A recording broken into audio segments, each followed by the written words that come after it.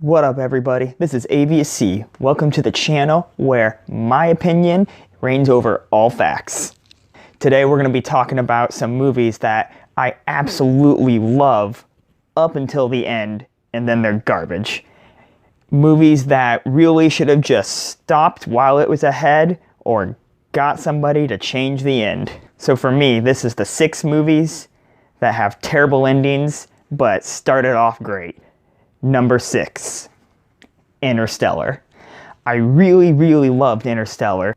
It started off great being in this dystopian world where everything was dying and the human population was threatened because no crops would grow and it was basically turning into a giant dust bowl.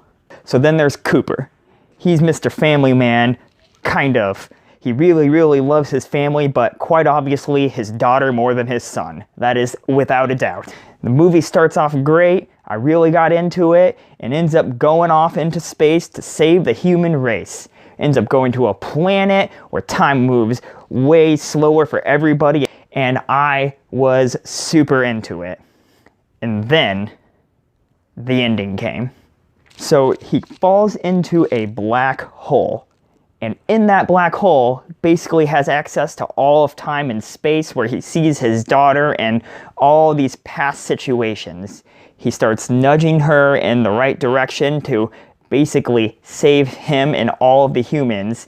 And you're sitting there wondering, well, I really kind of want to know how that happened. How did he fall into a black hole and survive and then send these messages out? I'm sure since everything else in this movie has been semi-scientifically accurate, that there's going to definitely be a scientific explanation, at least semi-scientific explanation. The answer? No. He gets this message across out of a black hole through the power of love. What the hell is that? Why would you just take this easy way out and just say love conquers all, even science? Now things are better. And don't even get me started on when Cooper finally gets back to his daughter and she's super old and he's been trying to get back to her this whole time. He knows that she's been waiting for him this whole time and gave her these messages to get people out into space, and she was on one of the ships hoping that she would get to see him, and it happens. She finally gets to see him. He is saved because of her. Her ship gets him on.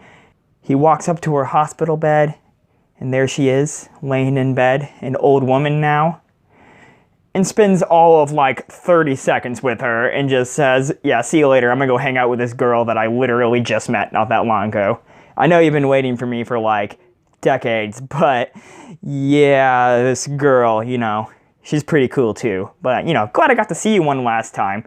See ya. This was ridiculous. I really wanted it to be a good ending. I really wanted to have a scientific explanation, at least a fantasy scientific explanation that wasn't the power of love and friendship. What a garbage ending to a great movie.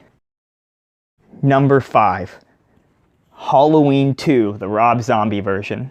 So really, this is a normal Halloween movie for the most part, and I love Halloween movies. Dude comes back to town on Halloween, dude starts slaying people left and right. He's trying to get to his sister, who didn't know that she was his sister for a while, but now she does, and she's freaking out about it and running away from Michael Myers. This is every Halloween movie, and its formula works, and I love it. Except the movie ends with Michael Myers doing all of this because he has mommy issues. This was the mommy issue Halloween movie. Come on, man. Michael Myers does not have mommy issues. He killed those issues with his mom. They're done. They're over. They shouldn't get brought up again. The movie should be just about a slasher and somebody getting away from them. You can throw in the whole sister stuff because I do like that, but don't throw in a scary white-robed mommy issue ghost that's leading Michael Myers to the final part of the movie. That was ridiculous. I didn't like it. They shouldn't have done it. It was dumb. Number 4, Titanic. So everybody basically has the same issue with the end of this movie. It's the whole, she didn't move over for Jack, and he just said, I guess I'll die. So, the first part of the movie, I dug it, I liked it. I'm not really too into romance stories, but you know what? I liked this one. It was semi-historic. I really liked the whole depiction of what happened to the Titanic when it hit the iceberg and how everybody would have acted. I was into all that. But then you get to the part where they're in the water, and there is a fairly large board, I would say at least 5 foot in length. It was a door, I think. Rose is sitting on this or holding onto it while Jack is just waiting in the water. They think that the best idea will to be, Rose, you take up this entire door that could easily fit a second person on it, and I guess I'll just go ahead and die. That sounds like the best option. I'm just gonna go ahead and die. You could save me, but don't even worry about it. I understand that's a lot to ask. So the movie ends with Jack dying. He just sinks into the water, and she yells his name and all of this wonderful, wonderful romantic and dark stuff, and ends up living until an old age where she has that super dope looking jewel. And what does she do with this super dope jewel that everybody has been looking for? Does she give it to a museum to preserve historical events? No, of course not. Not that. Does she sell it in an auction to perhaps raise money for anybody that may have been affected by this, or to have a memorial for Jack, or to give to her grandkids? No, that's dumb. She didn't do that. She drops it in the water. That sounds good, because Jack is going to get a lot of use out of that at the bottom of the ocean. Yeah. So yeah, between Jack dying when he didn't have to, because if Rose didn't die because she sat on that board, Jack certainly did not have to die. They could have waited a couple minutes longer together on that board and got saved by the boat. But no, a couple minutes too late, he dies. She takes this historical jewel, throws it into the water. Screw everybody else, I guess. Nobody else gets this. Number 3, Age of Ultron. So, I really like Marvel movies. I mean, they're all pretty basic for the most part, excluding a few. There are some that are a little more complex, and I like all of them, so I can't really judge on that. But Ultron is one of my all-time favorite Marvel villains. Tony Stark accidentally creates this super powerful and smart AI. This AI gets into the internet and basically just starts taking over the world, starts going into military computers, starts going into anything that honestly has a internet connection or anything that he can download himself into. Creates lots of copies of himself, and basically the Avengers have to go against an army of hyper-intelligent robotic bodies. In comes Vision, the perfect body for Ultron that he accidentally does not get to go into. And another mind is created, Vision. Vision is part robotic, part biological. He's a pretty cool character and I like him. But what ended up happening is they wrote themselves into a corner. They made Ultron too powerful because he can escape through the internet at any point in time, which is how Ultron honestly is in the comics. So I suppose they did that okay. But the issue with that is you can never fully kill Ultron then. So Ultron can always escape back into the internet, get himself into a new body, or just hide on the web and nobody can get rid of him. So once they realized that, I'm guessing they just said, so why don't we just shut the internet off against him? You know, we should be able to do that against a hyper-intelligent, all-knowing AI. How are we gonna do that? Vision. Vision just does that. We'll just have Vision do that and then we'll be good. And then everything will get wrapped up and we'll be fine. So Vision now has magical, I'll turn off the internet powers on the hyper-intelligent, all-knowing AI. That is dumb. They should have done it a different way, or they should have made Ultron not quite as powerful as he was, because that felt like a cop-out to me. Like they wrote themselves into a corner and just said, we gotta find a way out of this, otherwise they're not gonna win. In the comics, they had to go back in time because he was so powerful. So maybe they should have made him a little less powerful and they could have gotten past this issue. Or maybe they should have found another way out where it didn't just involve magical internet turning off abilities. Vision's turning the internet off for everybody. Tony Stark's freaking out in the corner because he accidentally created the apocalypse. Hulk finally listens to everybody, jumps onto a ship and throws Ultron back, even though he really has not listened to people that much before, just short of Black Widow. And Thor apparently just exploded a city and saved everybody. Because why not? The city was falling on everybody, so he just went under that city, he hit some sort of energy device with his hammer, and everything exploded. And it all turned out just great, other than a bunch of people died. But other than that, it all turned out just great. Now, I did really like this movie, I just don't think they should have ended it in a way where the only way to beat him was to give one person magical internet turning off abilities. Number 2. Law-abiding citizen. So, in Law-abiding citizen, Clyde Shelton is an inventor and an engineer that creates things for assassination tools and stuff like that for the government and CIA-related activities. The guy is a genius, and basically, if somebody needs to be killed, Clyde can make the thing that will kill him, and nobody will know any better. He is a genius at crazy killing tools. One day, 2 people break into his house and kill both Clyde's wife and his daughter. And when they go to court, nothing happens. One guy basically gets off, the other one just gets some prison time, but that's about it. Clyde Shelton, who is arguably a genius at engineering and building machines and tools. So Clyde Shelton is just absolutely rocking it the whole movie.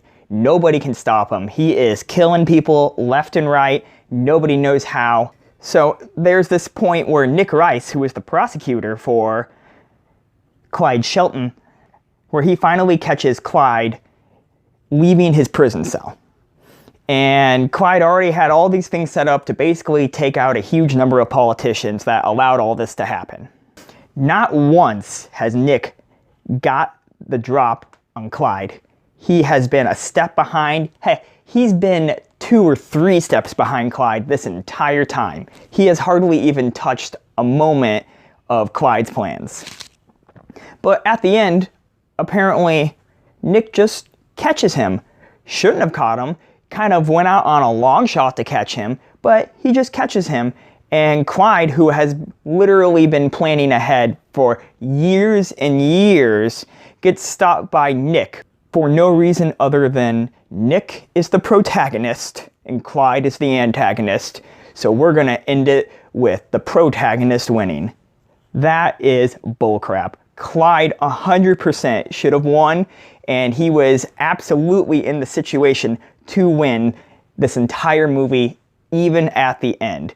Nick is a fairly clever man, but Nick cannot outthink Clyde in any of these situations. Bringing that suitcase back to the jail cell and leaving it under there, I just don't think that's something that Nick would have done, honestly. I think Clyde would have already set that bomb suitcase off, and Nick would have been another step or 2 behind him. The only reason that they had Clyde lose is because he's technically the antagonist in the movie, and they wanted the antagonist to lose like most movies are, and I hated it. It ruined the end of the movie for me. But other than that, I really liked Law Abiding Citizen. It was a great movie. It was a great revenge movie, and I liked almost every part of it other than when they decided that Clyde is gonna lose and Nick is gonna win, just because. Now, this next one is possibly my most hated ending to a movie. It in fact ruined the entire movie for me. That's how much I dislike the ending of it. Number 1 is The Village. Oh, M. Night Shyamalan, why did you do this? I was really into the beginning of this movie because I love horror movies and I love movies all about the unknown. And The Village is all about that.